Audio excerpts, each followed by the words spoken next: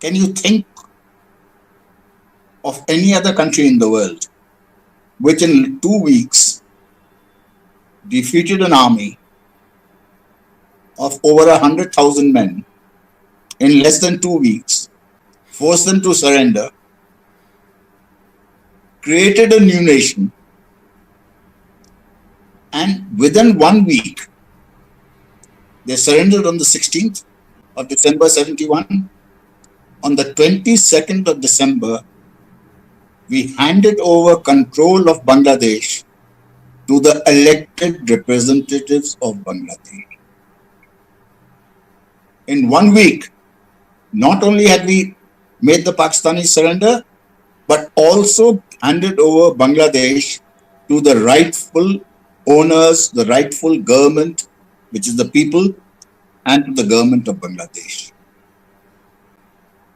And Bangladesh, since then, till today, it warms the heart of anybody involved in that time that Bangladesh is today an independent, free, and a prosperous nation. नमस्कार दोस्तों और जय हिंद। आप सभी को स्वागत है in my channel 1971 war book series. तो दोस्तों, आज हम बांग्लादेश लिबरेशन वॉर के एक और हीरो के साथ बात करने वाले हैं जिन्होंने 4 guards of the Indian army में सर्व किया था as a company commander.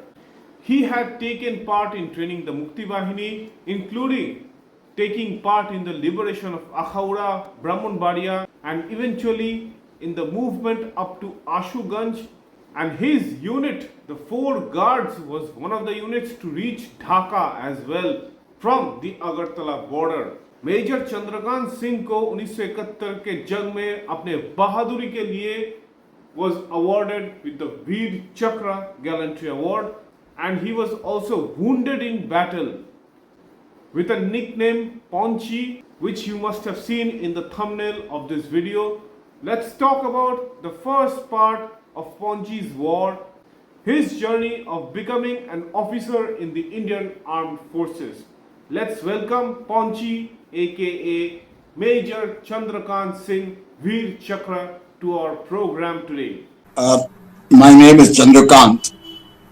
It's Chandrakant Singh to be precise, and I cannot sing. My family has how and why I joined the army. Well, I had no choice. Okay. I come from a family which has had many soldiers, both in the British Indian Army and in the princely states. And at the ripe old age of 11, when I was in boarding school, I moved to Dehradun. That was then called the Prince of Wales Military College, which was earlier called the Prince of Wales Royal Indian Military College. So since the age of 11, I wore olive green. Okay. So joining the army, NDA, Indian Military Academy, was a natural outcome. Members of my family wanted me to join an armored cavalry regiment, Okay. because some of them had served in that. But this is post 1962, when our main threat was from China. I said if I joined and in the Himalayan areas in those days, there was no room for tanks. And I wanted to see fighting, so I joined the infantry. Okay. And I was very lucky to get one of the most elite regiments of the Indian Army, the Brigade of Guards, and that too the 4th Battalion of the Guards. The 4th Battalion of the Guards is a very old battalion, over 225 years old. It was raised in 1798. Okay. And along the way, for loyal service, if you call it loyal, to the British, Okay. it became something called a Royal Regiment. A Royal Regiment meant that you see all the army, everybody wears a lanyard. All the Royal Regiments wore it on the right hands, Okay. right shoulder. And our designation was very grandiose. It was 2nd Queen Victoria's own Rajput Light Infantry. Okay. And our emblem that the badge that we wear in the cap, it was a replica of the highest order of chivalry in England, the Order of the Garter. Okay. That was emblazoned on our crest. And not surprisingly, inscribed on the garter is a French term called "Honi sui qui mal pense," Okay. which means evil be him, evil be to him who he thinks evil of it. Why this odd title or motto is how this order of chivalry was started. That when one of the very famous uh, British monarchs, Mm-hmm. who's called Edward the Black Prince, Okay. at some dance or ball, Mm-hmm. the ladies wore silk stockings, Okay. and to tie them up, they used to wear a garter Mm-hmm. on the leg to keep the Mm-hmm. stockings up. One of the ladies, her garter slipped, opened up, and her stockings fell down. Okay. So at that time, he was the Prince of Wales, Edward the Black Prince. Mm-hmm. He knelt down and helped the lady to um, pull up her stockings and retied the garter on her thighs. And he uttered these words, "Honi sui que mal pense," means evil be his to him, he who thinks evil of it. Okay. So it basically means that he's so chivalrous that he could even grope a lady's thighs, and nobody, it was done in an honorable way. But the British had these peculiarities. Mm-hmm. That apart, my first posting in the army was in the area that is called the Dwars on the North Bengal, in the area that links Assam with Bengal, North Bengal. And this was in which year, And sir? 1964, early 64, 1964. February 64. Okay.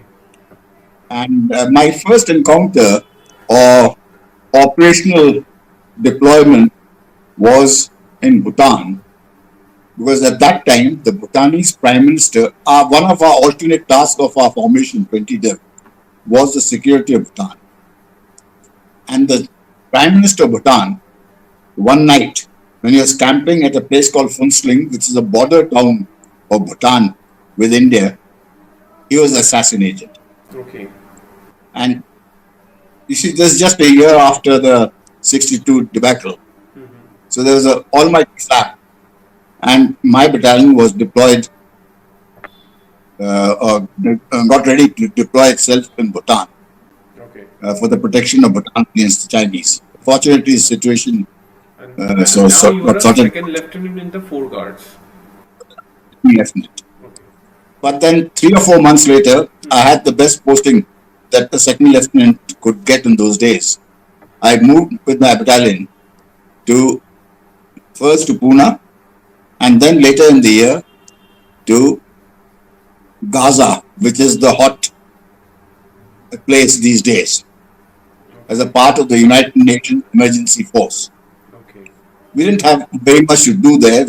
Basically, it was to patrol the border between Gaza and Israel and keep the Palestinians and the Israelis from each other's throats.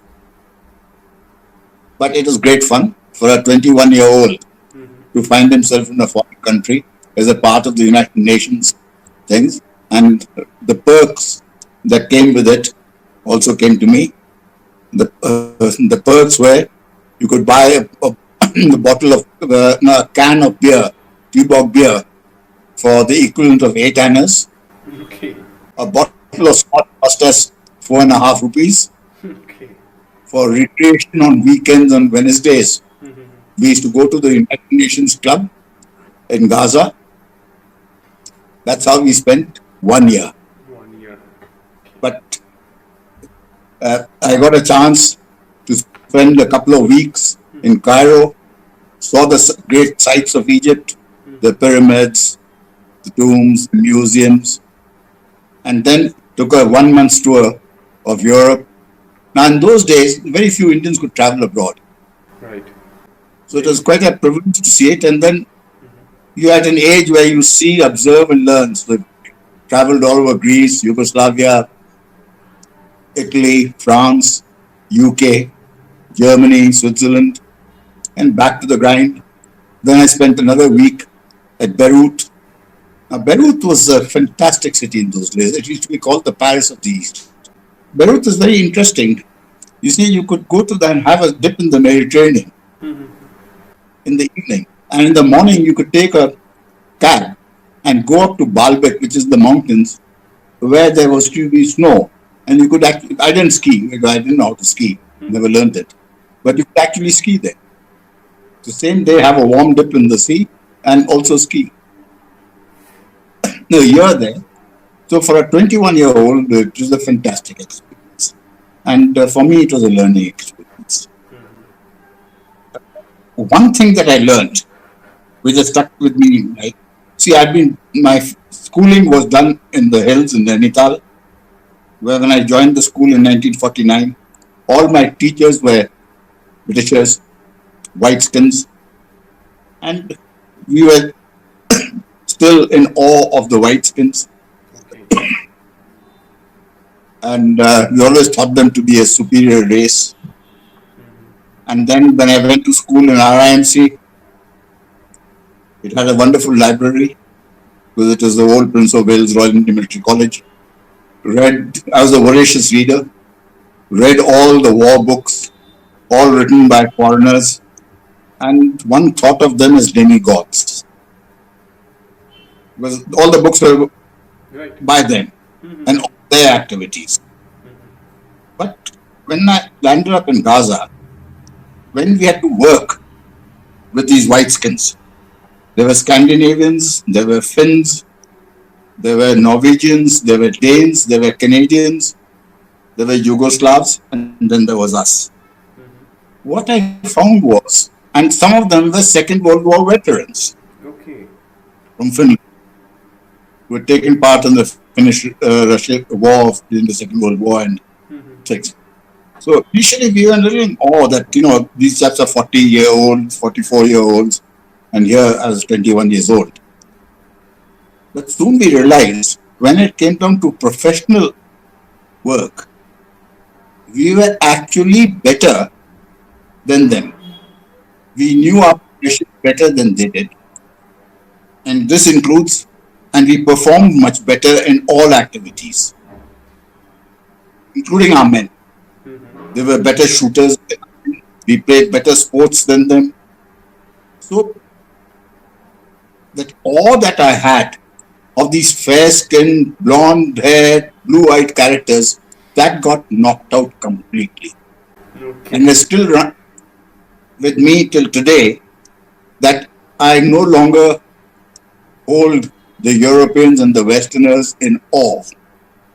They are like the rest of us, and in many, many ways, I feel that our Indians are better than them if we get down to work.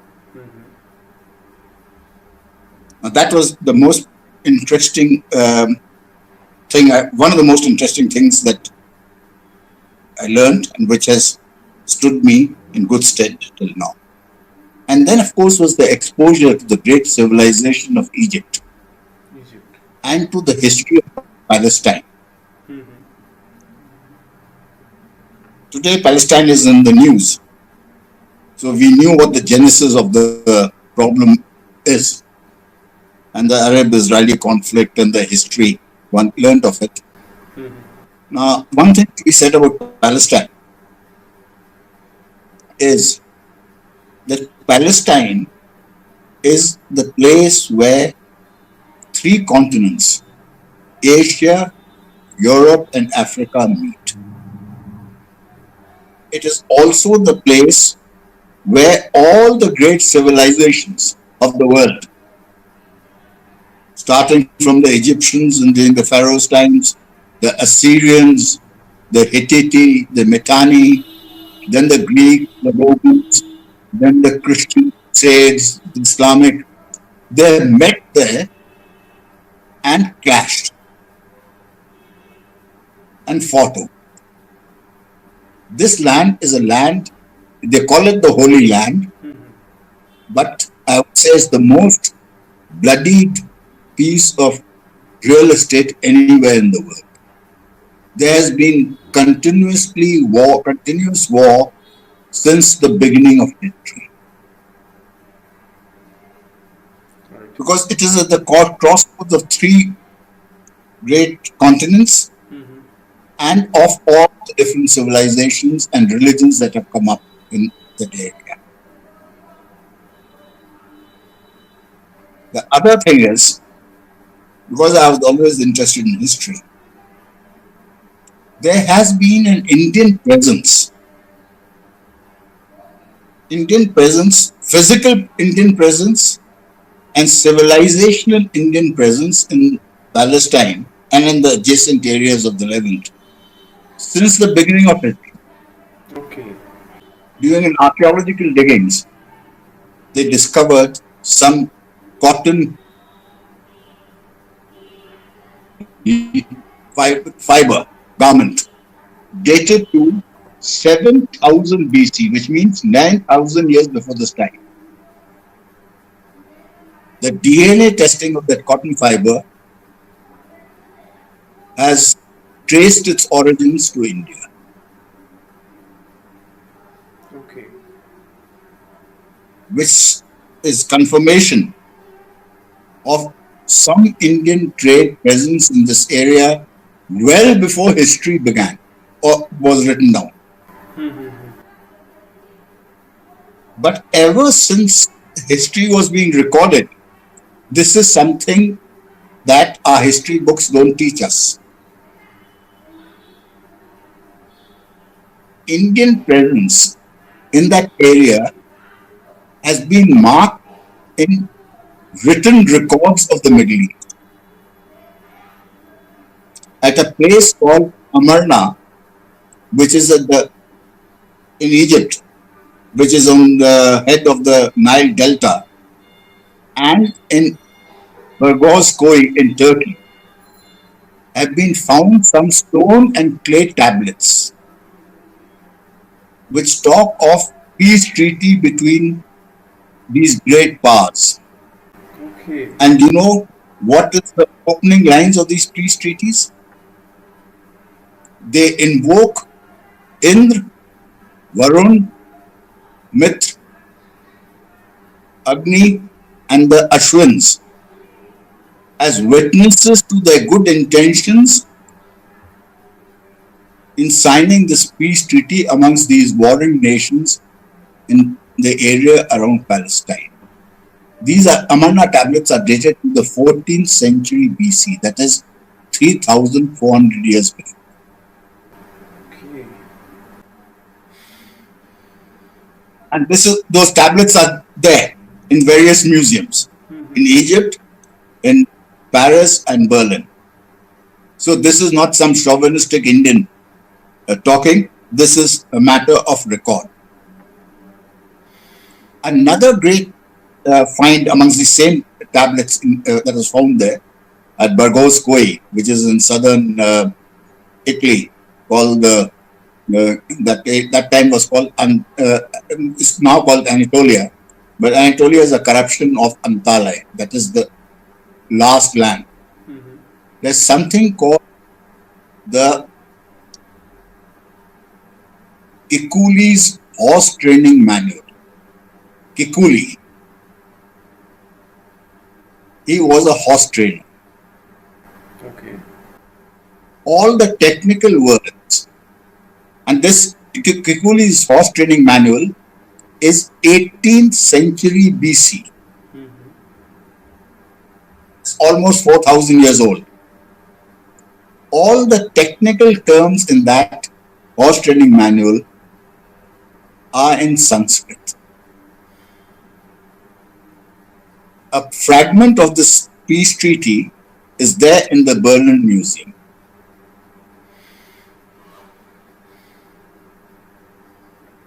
Now, the Westerners and scholars say that the horse was domesticated in the steppes of Central Asia.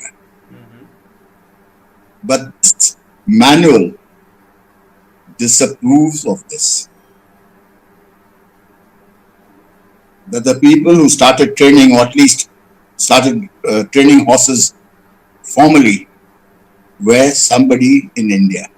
Otherwise, the technical words, the terms, would not have been in Sanskrit.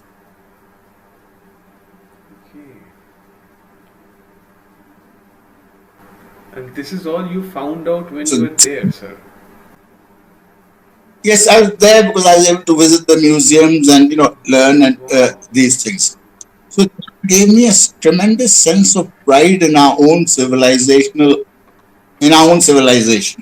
Right. Uh, Yeah. in it. Now I could go on and on this subject, but I'm giving you a little bit of a background to myself in the sense that I have an inquiring mind and I'm interested in history and particularly civilizational history. So Uh, interesting. Yeah. so it wasn't. It is. Achha, one of the great powers in the area of Palestine, what is now Palestine, Mm-hmm. in that area, now I'm talking of 1400 BC. On the south of it in Egypt was the Egyptian pharaohs. In the north was a very powerful kingdom called the Hittite, or the Hittites as people call them. Yes. In the center was this empire of the Mitanni. All the Mitanni kings, they were a people who spoke a language which was obviously derived from Sanskrit. Because all the names of the Mitanni kings are Sanskrit names, including the name Dashrath. Yes. These are all in their clay tablets, in their records. So it's not, as I said, a chauvinistic right-wing Indian talking of it.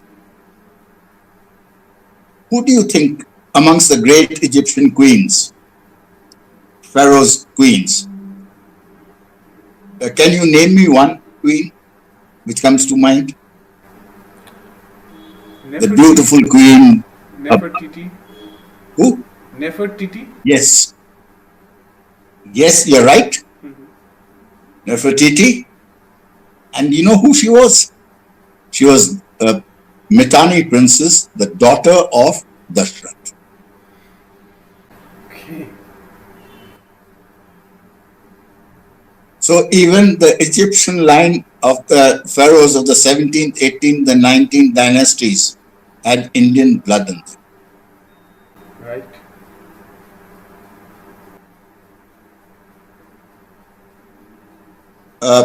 I'm telling you all this to establish my point. In 71, when we went to war, we had about 600 or 700 years of foreign domination. And any country or any people which is subjugated for 700 or 800 years does develop a slight amount of, I would say, inferiority complex. Yes, sir. It's but natural. But there's no question of it that our civilization continued, maybe in a slightly subdued form, and we are heirs to that civilization. We haven't lost. We worship the same gods which our ancestors worshipped 3 or 4,000 years ago, and by and large, we speak a language which is derivative of Sanskrit. Our clothing, our food, our way of thinking is still there. So we are a proud people, We are. and We are. we proved our metal worth in 1971. When I say we proved our worth, can you think of any other country in the world which in 2 weeks defeated an army of over 100,000 men in less than 2 weeks, forced them to surrender, created a new nation, and within 1 week, they surrendered on the 16th of December 71. On the 22nd of December, we handed over control of Bangladesh to the elected representatives of Bangladesh. In 1 week, not only had we made the Pakistanis surrender, but also handed over Bangladesh to the rightful owners, the rightful government, which is the people, and to the government of Bangladesh. And Bangladesh, since then, till today, it warms the heart of anybody involved in that time that Bangladesh is today an independent, free, and a prosperous nation. Can you say that of the Americans? They spent 20 years in Afghanistan, more years in Iraq, and they're still a mess. A lot, yeah. So this puts into context the capability of India and Indians to achieve whatever they want to if they put their heart to it. Right, sir. Sorry for wasting the time by putting all this thing, but it puts it in context. Something I didn't know, and I think a lot of people don't know. A lot of people doesn't know. These things also need to be out, sir. Now we come to the events of 71. In 1969, from Arunachal, my battalion moved to Mizo Hills, Okay. where there was an insurgency. Now again, this is a fantastic achievement of Indians. I say not only Indian Army, but of Indians all told. The insurgency started in 1968. By 69, end of 69, beginning of 70, we had restored, crushed the insurgency, restored civil government in Mizo Hills. Until today, there is no insurgency or anti-Indian movement in Mizo Hills. Which country has managed to, including India, has been able to achieve this in that short period of time?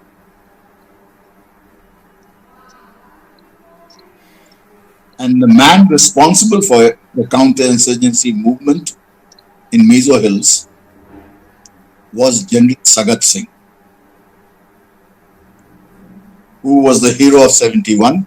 I have written his biography. This is his biography.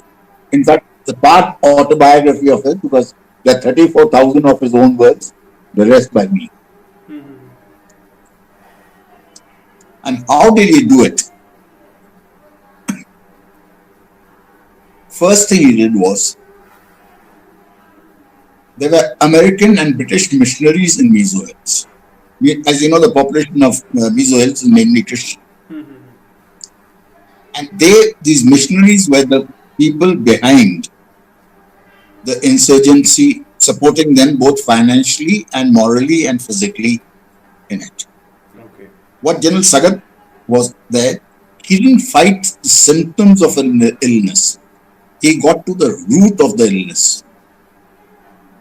He threw all the foreign missionaries out of Mizo Hills and replaced them with Syrian Christian and Roman Catholic priests from Kerala. Okay. So thereby, we managed to have in the Mizo Hill church, because they themselves were not educated. So the church priests were all outsiders. He replaced them with Indians who were sympathetic to They were Indians and sympathetic to our cause. And who were these foreign missionaries, sir? I mean, from which countries? Mainly America and some from Britain. Okay. And they were from the Baptist mission, which was operating. The headquarters was there at a place called Malumghat, which is halfway between Chittagong and Cox's Bazar. Okay. This Now, was this in mission and the head this was in was a Bangladesh. person called Bangladesh, and then East East Pakistan Pakistan. Yeah. at that time. The head was a person called Dr. Don Ketchen. Okay. Uh, about then, we will come to later when we are talking of the actual war and the aftermath of the war. We'll have to devote an entire session to these people Okay. because again I was involved with them. On the western side, see, Mizo Hills is a part of the range of hills called the Patkai Range. Patkai Range takes off from the Himalayas on the eastern side of the Arunachal Pradesh and takes a southward turn Okay. into Nagaland, Mizo Hills, Burma, and going down further down to joins up with the Burma border. Okay. These days, where the Rohingya trouble is taking place, that's where it meets the sea and the thing. The hills are not very high. The maximum are 5,000-6,000 thing, but average elevation is about anything from 2,000 to 3,000 feet Okay. in it. On the western borders of Mizo Hills is what we call the Chittagong Hill Tracts, where Cox's Bazar, Rangamati, and these areas are located. The Pakistanis had training camps for the Mizo Hills in that area, in a place called near Rangamati, Okay. the huge dam and things like that. That is where, after they had been driven out from India, they went and the Pakistanis were training and arming them. General Sagat, what he did was, sometime in end of 68 and beginning of 69, he carried out a raid. That was the first, what you call a surgical strike, cross border. This is I in think it was 16, 1969. beginning of 69, end of 68. Okay. He crossed the border in a full battalion-sized force, 16 Kumaon, with the CO commanding officer was Colonel Atma Singh, and struck these Mizo hostile camps inside East Pakistan, which forced them to uproot their camps from there and go further deeper inside. Okay. And that is the time when I found myself in Mizo Hills. Now, sometime in 1970, when I was in Mizo Hills, Cyclone Bhola struck Bangladesh. It was a devastating thing. They say anything from 150,000 to 200,000 people died and were drowned in that cyclone. And a lot of foreign aid poured into Bangladesh. But the Pakistan army, instead of distributing it to the victims of the cyclone, used that for their own purposes. And the Pakistan army also again re-established these camps for the Mizo. We used to call them hostiles. We didn't call them terrorists. We called them hostiles. Little further deep, but generally in the same area. By now you're a major, sir. I was a major. Okay. My company was located at a place south of Aizel, at a place called Chingchen, which has now become a town. There's a scenic school there, and it's become a nice little place. When orders were given by General Sagat that we have to carry out a second surgical, Okay.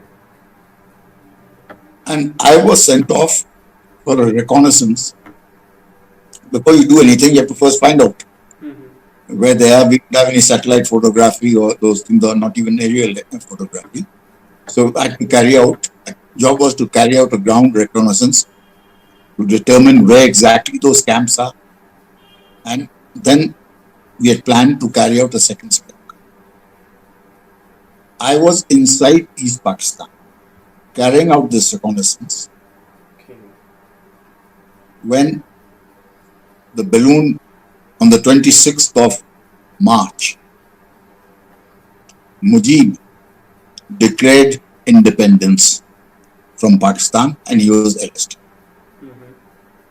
The next day itself, Major Ziaur Rahman, later General and President of Pakistan, he was the second in command of a Pakistani battalion in Chittagong.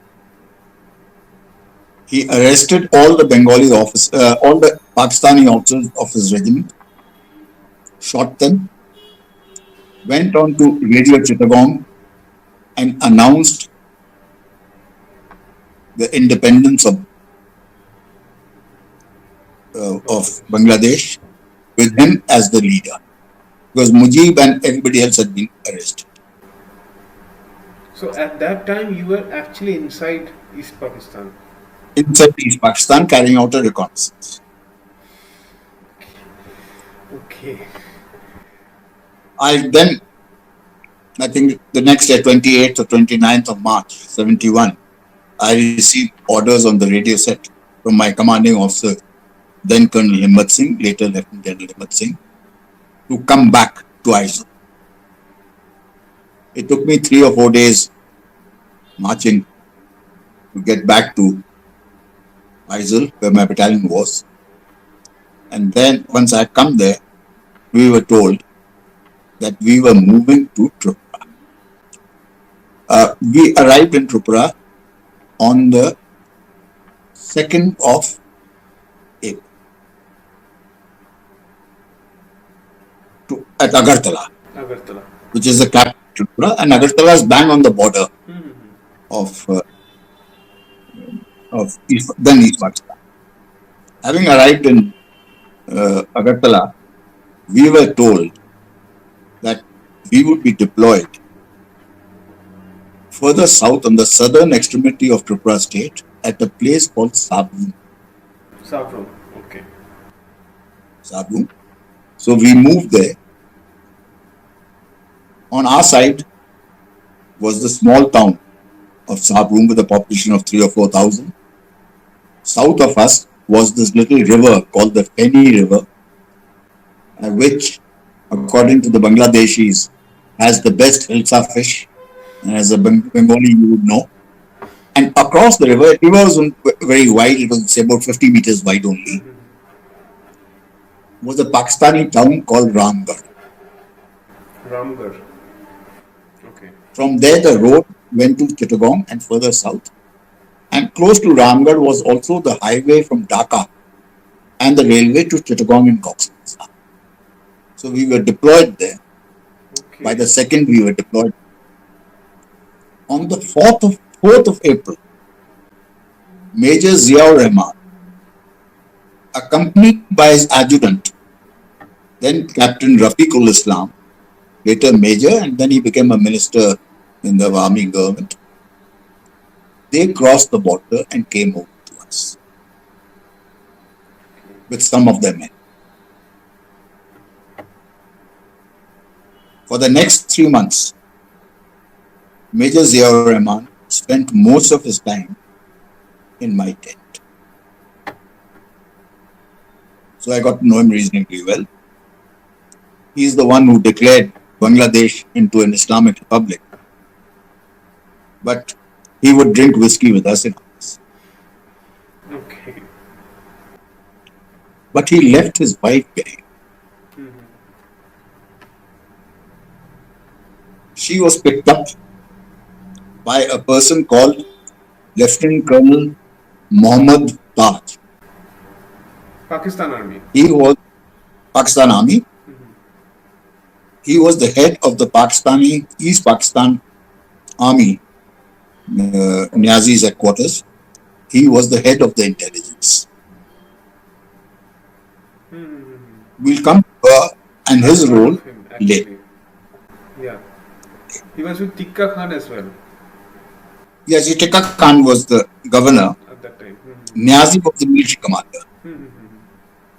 First, the military governor, uh, uh, uh, uh, he was the military governor, and he was replaced by By Niazi. no, before him was Sahibzada Yaqub Khan. Yeah. He resigned, and then Tikka Khan, take over. But that we'll talk of that later. So and that's the time when this great influx of refugees also started percolating into India, and they were a sort of sight. The victims of atrocities, women, children, men. I've never seen, but I've got to see that firsthand. We'll talk of that in a later session. Okay. But this puts you so far into context of my own association with Bangladesh. So I would say that my battalion and I were the first into Bangladesh or East Pakistan, and we were also the last out. Most of the Indian army had withdrawn by the end of December 71. But on the 22nd of December, I'd been wounded on the 11th, but by then I was out. When I landed up at the airport in Agartala by helicopter, to join landed up in Dhaka by helicopter after spending a week in hospital. I was there when the Bangladesh government in exile, led by Mr. Tajuddin Ali Ahmed, arrived, and we received them. Then on the 10th of December, I was detailed by General Sagat to receive Mujibur Rahman, who had been released from Pakistani prison, sent to England, and from England he was to come to India, and then from India to Dhaka. I was responsible. 10th of January. 10th of January, 72. So I received him at the airport, at Dhaka airport, and he assumed his duties. And the Indian army by then had started pulling out. And by end of December, most of the Indian army was out of Dhaka. But my battalion was kept back. On the 12th of March, my battalion gave the farewell parade to Mujibur Rahman. That was the official thing. He took the salute. We'll talk of the details of this farewell parade later, where Mujibur Rahman thanked the Indian army. And we were very happy because we had been out on either in Assam or Arunachal or Mizo Hills for 4.5 years. And we were wanting to come back home. We were the families by then, married also. I had a daughter. Come back.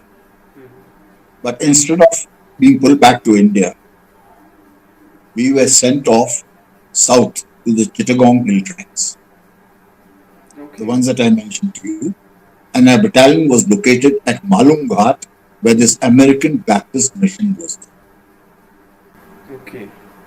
And our camp was adjacent, shared a boundary. Well, there's no boundary wall or nothing, just we were next to this mission there. And we remained there till the middle of 72.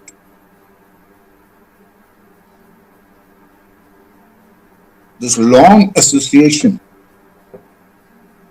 with the events in Bangladesh, including the leading personalities, gave us, or at least gave me and my battalion, a deep insight into the events and the people of Bangladesh, Right. which very few other Indians, at least from the army, would have had. And the best part is that friends and associations that we made then, I'm still in touch with on a regular basis, not say once in a month, it's almost on second, third day we speak on WhatsApp. So this part of it is what would I call an introduction to uh, Contributions. my not my contribution, is uh, to my um, to my right to speak about the events because I had a ringside seat. Not only a ringside seat, I was both either a ringside seat or I was in the arena Right. or what was happening in this period. And I've written them down in several books. One, of course, is the book on General Sagat, his biography. Then I did another book called Cavalier in the Sky. It's a biography of Air Marshal Chandan Chandan Singh. Singh. He was the senior Air Force officer in that area. So you get an Air Force side story. Now, both Sagat Singh and Chandan Singh, I knew them personally. They used to treat me like a son, as a member of the family. Then the most important operation in Bangladesh that broke the camel's back was the crossing of the river Meghna by helicopters. River of Victory. I've written, you've heard of this, the I've Meghna. heard of the Meghna operations, Meghna Heli Bridge. But the Meghna operation, this is the book on that, written by me. This is the crucial turning point of the war. I was lucky. I was in the first helicopter that crossed in the Meghna. Okay. Another book, which was my idea, and we contributed a lot to it, is Liberation 71. I think I've seen this. This one This, I've seen somewhere. Yeah. this is the only book which is a joint book by Indians and Bangladeshis, Mufti Banki. Okay. So it gives a picture of both, both the sides. Both the sides. Now, this book has been signed by and released in Dhaka by Sheikh Hasina herself. But before this book came out, we got a professional author to whom I told the story. Okay. It's a bestseller, The Garud Strikes. Garud Strikes. It's about my order it. It's on Amazon, written by Mukul Deva, who is a celebrated, well-known author. So we have tried to get and all these books are designed for reading not only by military historians and military men, but by the general public. Because our aim has been to get our stories out into the public domain. Right. Because it's an Indian Army, Indian Air Force, Indian Navy. We are not only Indian, we are the Army, Navy, Air Force of the people of India. It is as much their story as our story. It's also the story of the people of Bangladesh. Right, sir. This, I think, gives you an introduction to It does. It does. It's like build tomorrow. up to the entire thing. A very good build up. Tomorrow, tomorrow we'll cover the Mukti Bahani operations. Okay. Is that Because I've been there from the first day, I think. Yeah. So first day to the last, to the last. Yeah. and still in touch with them?